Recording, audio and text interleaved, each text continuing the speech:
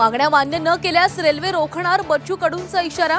सरकारला सातबारा कोरा करावाच लागेल, नागपुरामध्ये ठिय्या दिलेल्या कडूंचा निर्धार। बच्चू कडूंच्या आंदोलनामुळे वर्धा मार्ग जाम, वर्धा चंद्रपूरहून नागपूरमध्ये येणाऱ्या अनेक नागरिकांना फटका। आमदार राजेश बकानेही कोंडीमध्ये अडकले।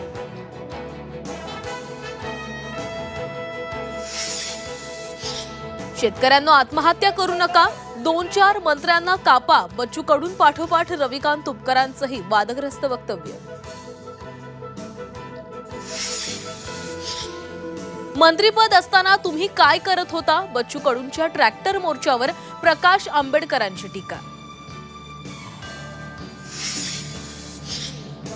शिवतीर्थवर मॅरेथॉन बैठकांचा सिलसिला सुरूच, सलग तिसऱ्या दिवशी राज ठाकरेंनी बोलावली पदाधिकाऱ्यांची बैठक। मतदार यादी घोळ आणि मोर्चाच्या नियोजनासाठी खलबतं।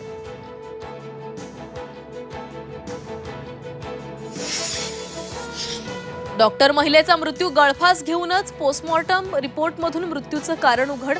डॉक्टरच्या शरीरावर इतर कोणत्याही जखमा नसल्याचं समोर। महिला डॉक्टर आत्महत्या प्रकरणी सुषमा अंधारेंचे रणजित सिंह निंबाळकरांवर गंभीर आरोप। न्यायालयीन चौकशीची मागणी तर महिला आयोगावर सवाल उपस्थित करत चाकणकरांवरही ठपका। जैन बोर्डिंगच्या 230 कोटींवरून पेच, गोखले बिल्डरनं खरेदीपोटी दिलेली रक्कम गोठवण्याची धंगेकरांची मागणी। 30 तारखेच्या धर्मादाय आयुक्तांच्या सुनावणीकडे नजरा। जैन बोर्डिंग जमीन व्यवहार रद्द होणार नाही तोपर्यंत माघार घेणार नाही, जैन समुदायानं आज एक दिवसीय उपवास करावा। जैन मुनी आचार्य नंदीगुप्ती यांचं आवाहन। साम दाम दंड देऊन निवडणूक जिंकतो, चपटी कोंबडी बकरे देऊन निवडणुका लढवल्या। आमदार प्रकाश सोळंकेंचं वादग्रस्त विधान। नांदेडमध्ये आज प्रकाश आंबेडकरांच्या नेतृत्वामध्ये ओबीसींचा एल्गार मोर्चा, मराठा आरक्षणाचा जीआर रद्द करण्याची मागणी।